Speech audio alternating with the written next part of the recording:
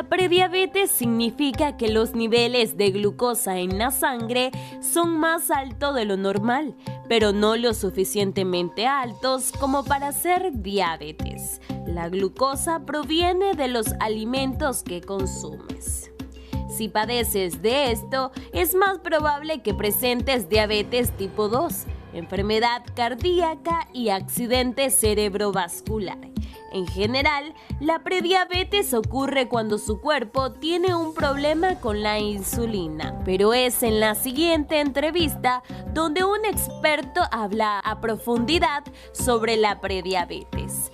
Saily Aguilar, Acción 10. Gracias, Saily Aguilar, por introducirnos en ese segmento a Consulta con el Especialista. Y estamos en la grata compañía vía Zoom del doctor Javier Bravo, doctor médico diabetólogo. Gracias por estar con nosotros en Acción 10 en la mañana. Ya escuchábamos la introducción de Saily, pero hay quienes consideran que no existe la prediabetes, que solamente sos diabético o no sos diabético. ¿Cómo es que se da esto? ¿Realmente existe el término? ¿Se utiliza actualmente? ¿Y cuándo se considera un paciente prediabético? ¿Cómo se diagnostica? Aclárenos, doctor. Buenos días. Gracias. Yo salí una vez más aquí en la revista Acción 10 en la mañana. Según la Asociación Americana de Diabetes, sí existe la prediabetes. Hay parámetros directamente ya estandarizados en cual se diagnostica lo que es la prediabetes. ¿Qué significa prediabetes? Como la palabra lo dice, antecede a la diabetes. Cuando los valores normales en sangre empiezan a aparecer un poco alterados, pero no tan altos que pueda llegar al diagnóstico de diabetes. ¿Qué podríamos decir sobre la prediabetes? Cuando normalmente nosotros vamos a hacernos un chequeo de exámenes de laboratorio a la clínica o a cualquier lugar que nos queremos chequear, logramos encontrar valores de glucosa por arriba de 100, pero menor de 126. Entonces, cuando el médico ve este tipo de resultados, inmediatamente se alerta y le dice al paciente: vea, usted puede sufrir de diabetes si no cambia los hábitos alimenticios. Y eso es como un parámetro de manera general. Ya posteriormente el médico pues tiene que buscar cómo hacerle otro tipo de exámenes, como es la prueba de tolerancia a la glucosa y la hemoglobina glicosilada, para determinar siempre el mismo diagnóstico de prediabetes, porque hay 3 parámetros de laboratorio que determinan la prediabetes. Este que te mencioné, que es la glucosa en ese momento en ayuna, la hemoglobina glicosilada, que es para valorar la glucosa 3 meses atrás, que su valor anda entre 5,7 y 6,4. Y lo que es la prueba de tolerancia, que si ese paciente se la hace y le sale entre 160 y 180, entre 140 y 160, vamos a diagnosticar a este paciente como prediabético. Todos estos análisis son en ayuna. ¿Y qué síntomas puede tener un paciente con prediabetes? Una pregunta, Jocelyn, porque muchos pacientes hasta estas alturas no se han diagnosticado como diabéticos, pero sí tienen factores de riesgo. Podríamos decir que el signo o el síntoma que el paciente presenta, que fácilmente cualquier médico puede determinar: este paciente está sufriendo de prediabetes o resistencia a la insulina, es lo que se llama acantosis nigricans, que son las manchitas que tienen la paciente en la región del cuello, en la región de las axilas, en la región del codo. Ese tipo de lesiones de piel oscura te pueden llevar a tener un problema de prediabetes o anteceder a la diabetes. Entonces, normalmente cuando decimos síntomas, normalmente lo podemos relacionar en esta condición clínica a factores de riesgo. Por ejemplo, los pacientes que están en sobrepeso, pacientes sedentarios, pacientes que tienen antecedente familiar de diabetes, pacientes que la mamá fue diagnosticada como diabetes gestacional, pacientes que tienen aumento leve de la presión en un valor similar, menor de 140-90, o pacientes que de alguna manera se sienten con entumecimiento en las piernas, mareo, y se hace un examen de colesterol y triglicéridos y están elevados. Todos estos pacientes, si los metemos en un bolsón, estos pueden llegar a ser los próximos diabéticos en los siguientes 5 años.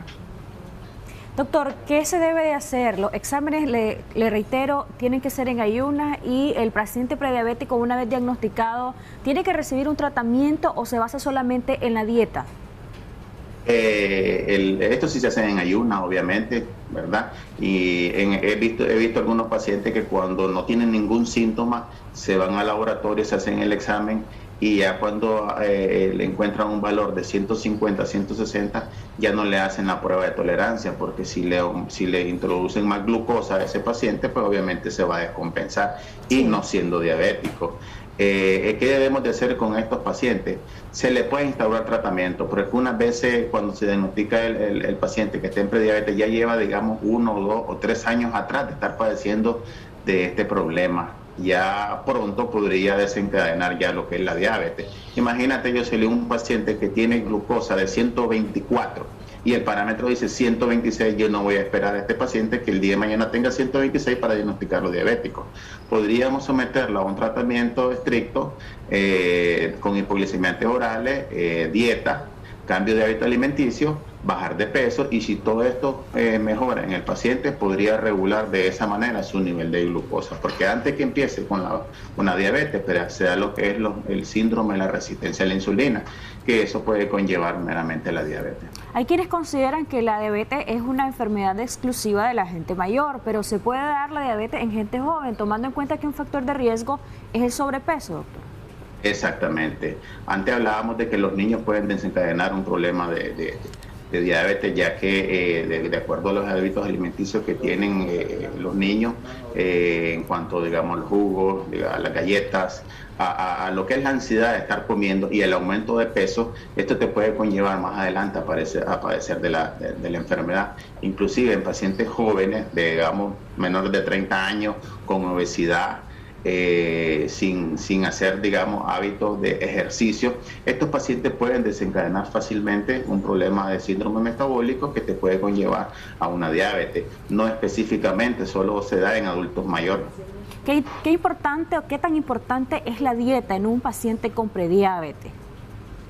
Fíjate que esta es buena pregunta, porque normalmente no estamos acostumbrados a tener cambios de hábito alimenticio. Normalmente la mayoría de personas ingieren todo tipo de comida, no lo ingieren balanceado, porque esto significa ir a un nutricionista, decirle usted va a ingerir cada cantidad de carbohidratos, cantidad de fruta, cantidad de verdura, y normalmente eso en las familias casi no se da. Normalmente los pacientes ingieren comida en alto contenido de azúcares, comida en alto contenido de grasas, y normalmente estos pacientes pueden desencadenar la enfermedad. Entonces, esto es importante que el paciente, una vez que ya entra a los 40 años, por darte un ejemplo, cambie los hábitos alimenticios, porque esto, si no tiene problemas de prediabetes, probablemente la va a desarrollar de los 40 a los 50 años. Y después de los 50 años se va a dar el diagnóstico de la diabetes en caso de estos pacientes que tengan factores de riesgo. Pero si es un paciente que hace ejercicio, un paciente que come saludable, este paciente quizás desarrolle la enfermedad, pero ya cuando estamos hablando mayores de 65 años. Doctor, si hay personas que desean contactarlo y hablar sobre este tema, consideran que tienen algunos factores de riesgo, lo más importante en el caso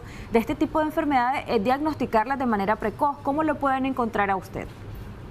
Sí, me pueden encontrar a través del WhatsApp, ¿verdad? Como normalmente ponemos ahí el número, el 892-27508, para darle recomendaciones. Es importante en esta Navidad, ¿verdad?, que ya se nos aproxima, hacer buen uso de los hábitos alimenticios, inclusive hacer uso también de las bebidas, porque también las bebidas alcohólicas te pueden conllevar a una aparición de aumento de colesterol y triglicéridos, que esto te puede conllevar, ¿verdad?, a la prediabetes, y la prediabetes a la diabetes. Más sin embargo, pues es recomendable que en estas vacaciones, que normalmente se pueden dar, los pacientes hagan un poquito de ejercicio, que eso les va a ayudar un poco más a detener un poquito lo que es la parte de la aparición de la enfermedad, siempre y cuando estos pacientes tengan factores de riesgo.